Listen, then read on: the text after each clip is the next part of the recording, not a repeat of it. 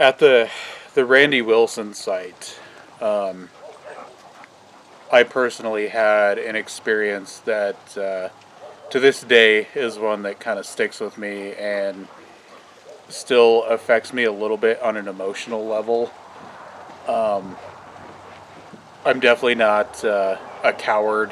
I'm not a flight type of person. I'm a stand my ground fight type of person.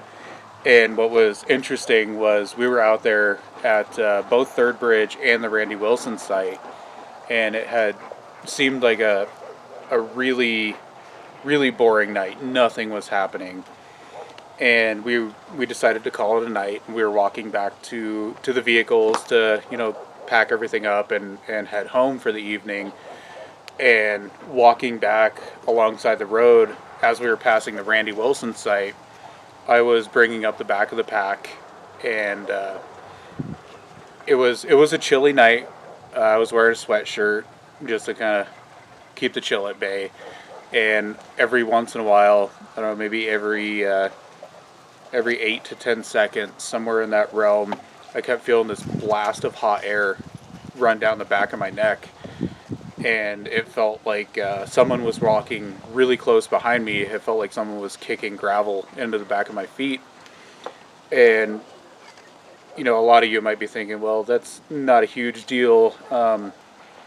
For me, the way I walk, I do not drag my feet. I lift my feet. I'm very light and quiet on my feet. So this was a very interesting phenomenon to feel happen, having gravel or debris kicked into the back of my calves and the back of my shoes.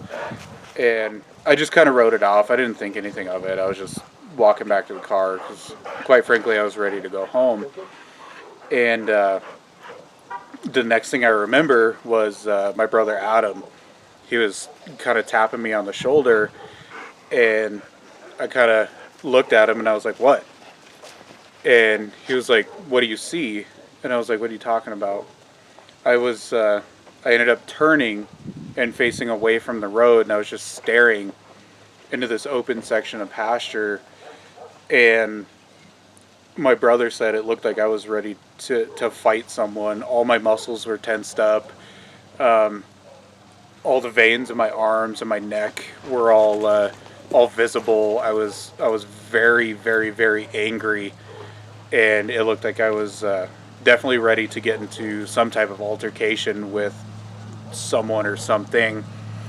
And after he had brought this to my attention, it kind of woke me up from whatever kind of daze or trance or whatever I was going through.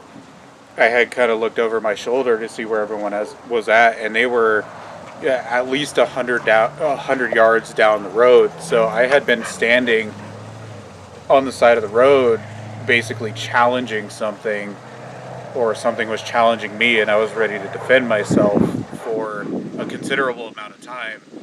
And the part that kind of freaks me out about that was I have no recollection of stopping or turning or standing there. I had remembered walking, and then the next thing I knew, my brother was kind of tapping me out of that trance I was in. And it does still kind of eat at me a little bit. I am curious what's out there, and I look forward to going back out there and seeing if I can't get this to happen again. Maybe we could be a little bit more aware of what's happening out there, and I'd love to catch something on film that we could share with you guys, because ultimately, at the end of the day, our experiences kind of live with us. Once we capture something, that's when we can share it with the rest of you, and you can kind of see what we go through. So at this point, it's all just hearsay. You could be saying I'm just talking, blowing smoke, and that's fine. I'm not a huge believer in a lot of things you see or hear, but once you experience something, that's something else entirely. But I would hope to go back there and hopefully catch something on film that would, at the very least, not even give us answers, but maybe open the doors to us investigate further to get answers in the future. But that was definitely one that has stuck with me over all these years, and it definitely has an odd odd place on my list.